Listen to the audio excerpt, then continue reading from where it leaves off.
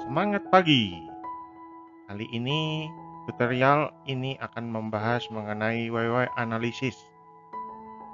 WW Analysis adalah salah satu tools yang digunakan untuk menganalisa akar masalah.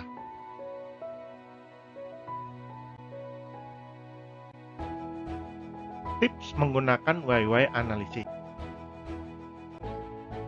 Sudah disampaikan sebelumnya bahwa dengan menggunakan metode WW Analysis ini dapat kita temui jawaban yang bervariasi atau bias yang disebabkan karena bergantung terhadap pengetahuan dan pengalaman sang analis.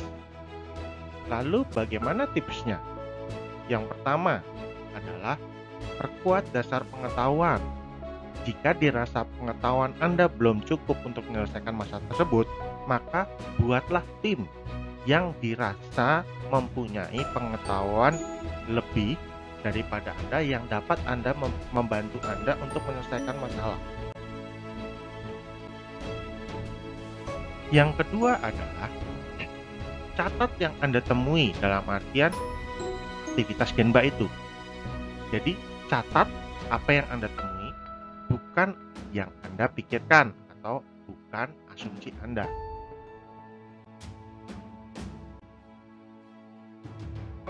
Lalu, pertanyaannya yang sering menjadi ganjalan pada saat akan menggunakan metode ini di kondisi nyata khususnya adalah metode ini memakan waktu. Kalau terlalu banyak analisa, kapan selesainya? Ingat, action itu atau bagaimana kita bereaksi terhadap sebuah masalah dapat dikategorikan menjadi dua, yaitu corrective action dan preventive action. Ini adalah gambaran sebuah kebiasaan bertindak atau action yang tidak disarankan. Pada saat kita menemui masalah, kita tentu saja akan harus langsung dan wajib untuk secepatnya mengatasi masalah, atau yang sering kita sebut sebagai corrective action. Tapi, apa yang dilakukan selanjutnya setelah corrective action kita lakukan? Yang tidak disarankan adalah setelah kita melakukan corrective action, kita hanya menunggu jikalau ada masalah yang lain muncul di tempat lain ataupun di tempat yang sama. Seperti contohnya kalau kita bisa bilang ini adalah semacam pemadam kebakaran. Sehingga baik disadari atau tidak, masalah yang muncul adalah masalah yang berulang. Maka melalui metode WW Analysis ini akan mengajak kita untuk bersama-sama mencoba menggali akar penyebab dari masalah tersebut agar tidak berulang sehingga alur bertindak kita menjadi seperti ini.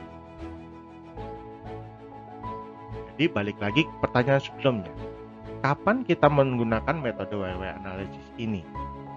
Kita bisa lakukan korektif terlebih dahulu dan follow up dengan analisa pencegahan agar tidak terulang kembali.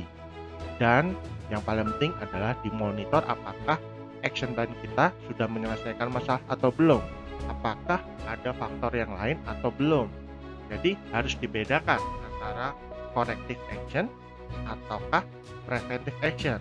Metode analisa WW Analysis ini itu letaknya adalah bagaimana kita mencari preventive actionnya. Sedangkan corrective action itu harus secepatnya agar tidak mengganggu proses produksi ataupun proses bekerja. Ini adalah tambahan dari akar penyebab yang sudah kita analisa di metode WW Analysis sebelumnya.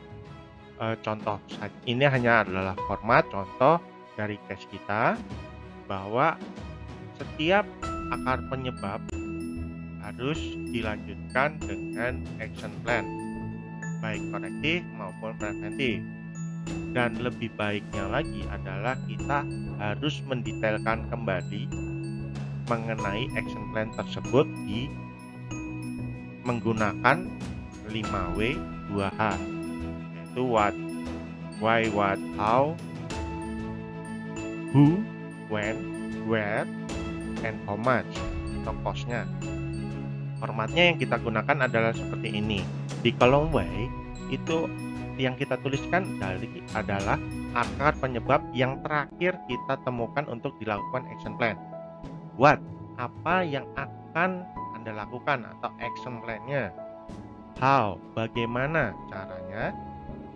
Who, siapa yang bertanggung jawab untuk melakukan action plan tersebut.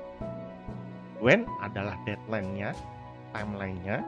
Where, itu dilakukan di mana. How much atau budget, cost, dan sebagainya, itu berapa perkiraan biaya untuk melakukan action plan tersebut.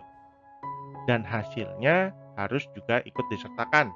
Biasanya ini akan dilakukan ketika Anda melakukan step focus improvement, sehingga YY analysis ini adalah salah satu bagian untuk melengkapi step focus improvement tersebut. Ini akan kita bahas di tutorial khusus mengenai step focus improvement. Sekian, terima kasih pembahasan metode YY analysis ini. Jika ada pertanyaan ataupun saran, silakan menghubungi kami, berkomentar, dan sampai jumpa lagi di tutorial kami berikutnya.